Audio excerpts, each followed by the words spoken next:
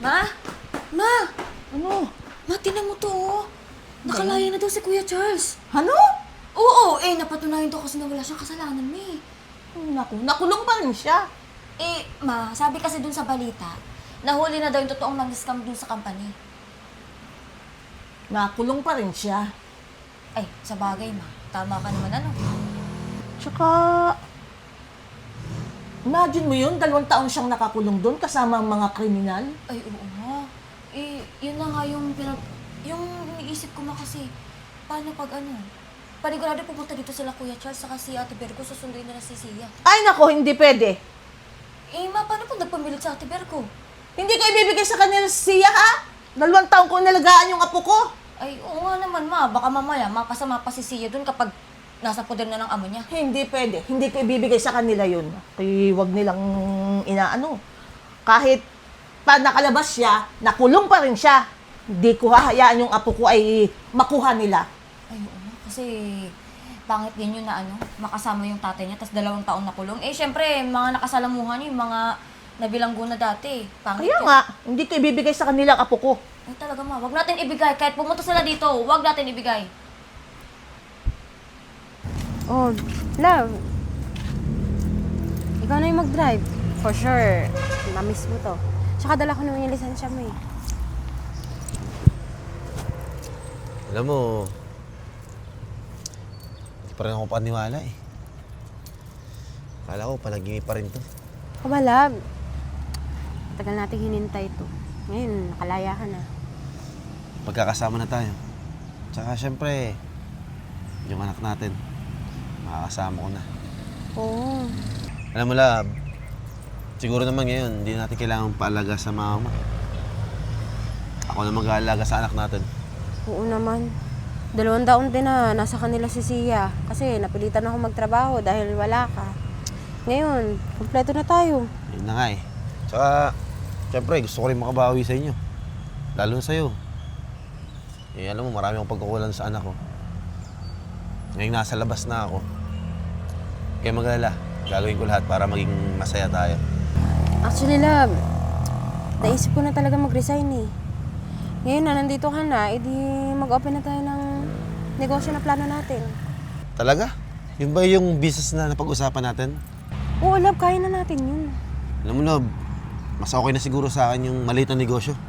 Kesa naman, bumalik ako dun sa kumpanyang nagpahamak sa akin. Malaki nga kinikita. Yan na naman nangyari sa akin, di ba? Totoo. Yan naman. Ikaw pa yung pinalabas nila na scammer. Yun nga eh. Hindi nila alam kung anong hirap po sa loob. Imbis na kasama ko kayo, nandun ako. Hayaan mo lang. Pag sarili natin negosyo, wala na magpapahamak sa'yo. Tsaka, sunduin na natin yung anak natin for sure. Excited na yun na makita ka. Siyempre naman. Ikaw na yung mag-drive, ha? Pa, miss ko to ah. Love, dito ka.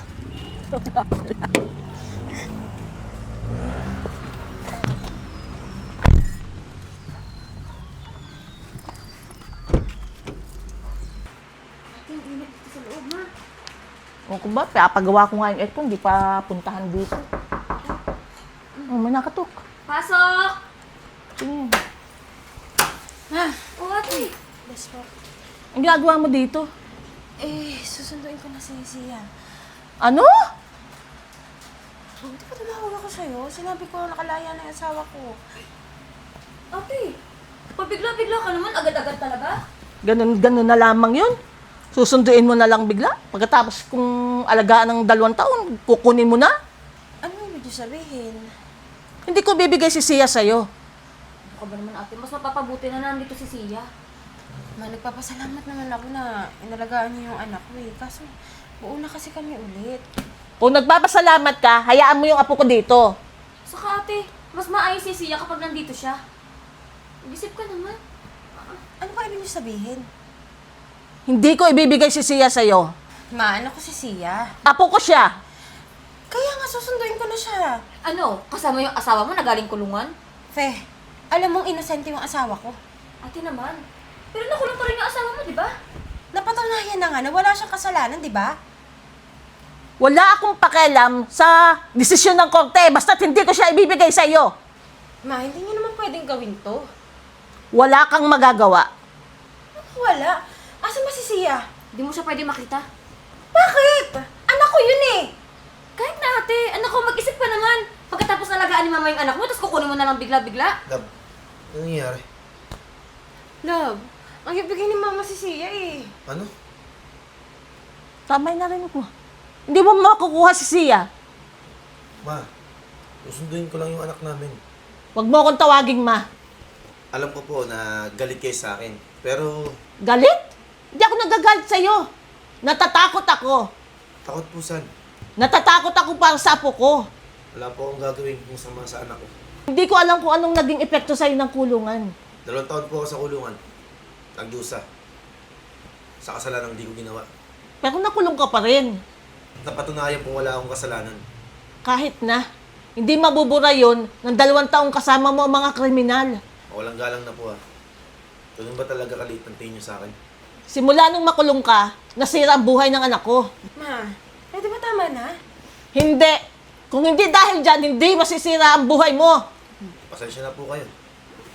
Kung nasaktan ko kayo. Pero hindi ko na po gusto yung nangyari. Hindi ko pagtitiwala sa iyo ang apo ko. Pero anak ko pa rin siya. Hindi, habang nandito ang apo ko, hindi mo siya makukuha. Ma, Gusto ko lang makita po yung anak ko. Hindi! Ate, tumigil na nga kayo. Ano? Pagtatanggol mo pa yung asawa mo na kulong? Pre, ano ba? Walang kasalanan yung asawa ko. Alam mo, isa ka pa eh. O bakit? Iniisip ko lang yung kapangalan ng anak mo. Kaya ikaw, kung gusto mong mapabuti yung anak mo, hayaan mong nandito siya sa bahay. Anak ko yun! Pwede ba? Alam mo, imbes na kinakausap mo si Mama, isa ka pa. O bakit? Hindi ka na magpasalamat kay mama, inalagaan yung anak mo? Mag-isip ka, hindi puro asawa mo na lagi iniisip mo. Aliw. Love. Kaya mo love. Narinig mo naman, di ba? Hindi pa ngayon. Hindi pwede ito, babalik ako. Tara.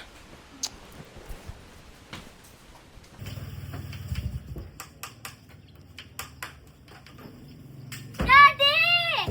Anak, Daddy! Miss na kita! Teka lang. Hindi ka pwedeng lumabas.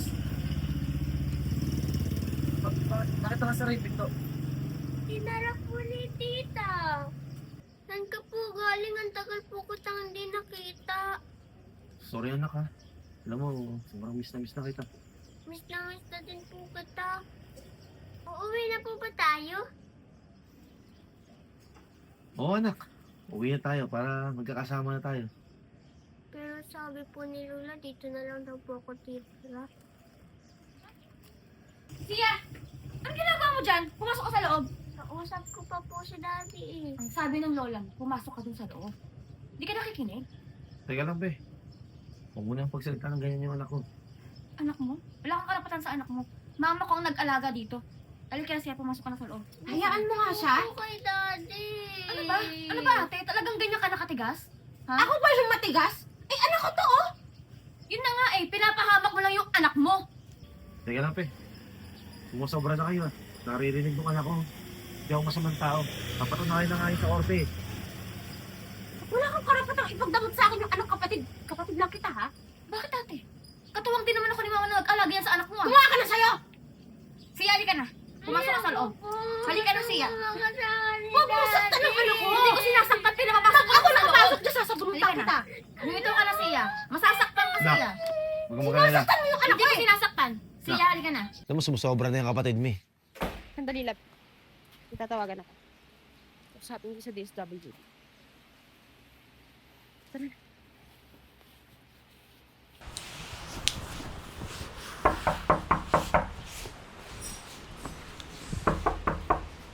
Sino ba yan? Sandali lang. Tao po. Ano meron? Magandang hapon po, ma'am. Ako po si Miss Charlotte mula po sa DSWD, ma'am. Para saan? Ma'am, pwede po ba muna tayong umupo para mapag-usapan po natin ng maayos? Po. Ma'am, nakatanggap po kasi kami ng reklamo. Kaya nagawa po kami ng assessment. Kasi napag-alaman po namin na ang legal po na magulang ni Sia ay si Miss Virgo and Charles. Alam ko. At wala din pong dahilan para ipagdamot niya po yung anak niya doon sa tunay na magulang. Anong wala ha? Di mo ba alam na galing presinto si Kuya Charles? Yes po ma'am, at napatunayan naman po na walang kasalanan si Sir Charles. Kaya po nakalaya siya. At isa pa po is wala naman na po siyang kaso ngayon. Hindi nyo kasi naiintindihan ang nararamdaman namin. Ah, Pinoprotektahan ko lang ang apo ko. Oo nga. naiintindihan ko naman po kung bakit kayo nagkakaganyan. Dapat alam nyo na hindi ligtas ang apo ko sa kanila. May ebidensya po ba kayo na may panganib sa apo nyo? May record po ba na pananakit yung tatay sa kanya? Wala. May bisyo po ba? Wala. May record po ba ma'am na pang-abuso? Wala. Sa mga record po wala naman po dapat dahilan para ipagkait nyo yung bata dun sa tunay na ama. Miss Ya, okay na po ba? Ang nagawa mo dito? Daddy! Siguro naman po. May karapatan ako sana ko. Daddy, uwi na po ba tayo? Oo na. Hindi. Hindi ako papayag na kunin niyo ang apo ko. Ma'am, wag naman po kayong... Huwag niyo naman pong pahirapan yung apo niyo sa ganitong sitwasyon. Apo ko siya. At anak po nila si Sia. Ma'am, maraming salamat po Tsaka, salamat po sa alaga ng anak ko. Nak, tara na. Bye-bye, Lola. Bye-bye, Tita. Saglit lang, hindi pa tayo tapos! Charles! Hindi ka na. Yung mami mo. Mami! Kuya Charles! Ate, ano ba? Hindi ka ba tapos? Saglit lang. Asan yung DSWD nyo? Kailangan kong may pakita to. Ma. Ano yan? Di ba? Ito yung pinirmahan mo. Nakasulatan na ikaw yung taga-alaga ni Sia. Ayan o, tingnan nyo. Tingnan nyo po, Miss Charlotte. Ayan o, may pirma dyan si ate. Ano pirma? Wala akong pinipirmahan, ha? Ano? Ginawa mo yan, o? Gawa mo yan, o? Naku ate, nakalimutan mo na? Ha? Di ba binigay mo to kay mama nakasulatan na siya ang mag-aalaga sa anak mo? Gawa mo yan, o? Wala akong pinipirmahan na ganyan. Ay, naku. Ano, pamilya tayo? Magpipirmahan tayo ng ganyan? Ma'am, saan niyo po ba nakuha tong documents na to? Pinirmahan ni Virgo yan. Totoo yan. Wala tayong pinirmahan ganyan. Miss Cha, talagang hindi nila makukuha si Sia. Talagang sa amin mapupunta. At wala silang karakitan din sa anak nila yan. May kasulatan na sa amin titira si Sia. Miss Virgo, pwede niyo po bang i-check yung perma niya? Alam mo, friend, napapagalata ka, eh. Pirma ko to nung high school pa tayo, eh. Hindi ko to pirma to. Mula nag-asawa ako, nag-iba na yung pirma ko. Tumigil ka nga. Ano ka ba naman, Virgo? Tama na nga yung pagsisinungaling mo. Ma, pwede ba? Isa ka pa, eh. Talaga, sasagad kayo sa ganyan? Ma'am, may napansin din po ako Wala pong notaryo. Kasi nga, gawa-gawa lang nila yan. Di ba, ang importante naman dyan, may pirma si Virgo. Tignan mo nga yung pirma ko dyan, eh, heart pa. Ikaw tumigil ka nga dyan, pa. Ano ba yung kinagagalit nyo? Ha? Dahil galing akong kulungan? Ano? Napatunayan mo wala akong kasalanan na. Tsaka anak ko to. Ba't ba ipipilit nyo na sa inyo si Sia? Bakit ganun na lang ate? Hindi ka ba naaawa kay mama? Nakukunin mo na lang basta-basta yung anak mo? Hindi ko ilalayo ang anak ko. Gusto kong mabuo yung pamilya namin. Bakit niyo nilalayo sa amin yung anak ko? Ate, napamahal na siya kay mama sa amin. Alam niyo, iniisip niyo yung sarili niyo Paano kami? Ha? Nag-iisip ba kayo? Kung napamahalin sa inyo yung anak ko, pagdadamot ba namin? Isipin niyo naman kami, 2 taon ako sa loob. Ano ang akala niyo sa akin? Ha? May puso ba kayo? Tama na po. Kasi wala din naman po kayong legal na dokumento para ipagdamot yung bata sa tunay na magulang. At sa madaling salita, wala pong silbi itong mga papeles na to. Ay, hindi po pwede yung ganun. At isa po ma'am, once na pineke niyo po yung perma, panibagong kaso po yan. Ibang kaso po. Gusto mo yan? Gusto mo, kasuhan kita? Kahit kapatid kita, kakasuhan kita Hindi sa na ginagawa mo. kailangan umabot ng lab Tingnan mo, wala talagang utang na loob to si yung Pe. anak mo. Ano yung pinaglalaban niyo? Ano pinaglalaban mo, ha? Ano? Kala mo naman kung makuha mo yung anak namin, may mamanahin to ng milyon-milyon. Kasi ate, napamahal na sa amin yung anak mo Nilalayo ko ba?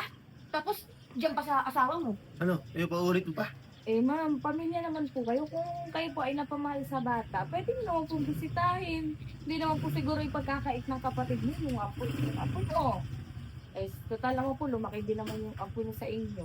Baka naman po, pagkait ng pamilya. Ay, ay hindi, tanungin natin yung apo ko. Ano, siya? Iwan mo na ba kami? Gusto mo sumama sa daddy mo at sa mami mo?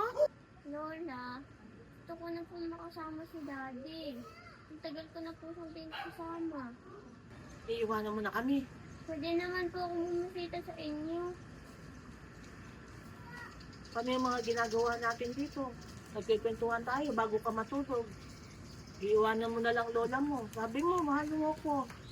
Pero mahal ko din po yung daddy ko. Sana maintindihan niyo na po. Pero Lola, umayag ka na po. Dadalawin mo kami dito, ha? Huwag mo kami kakalimutan. Mami,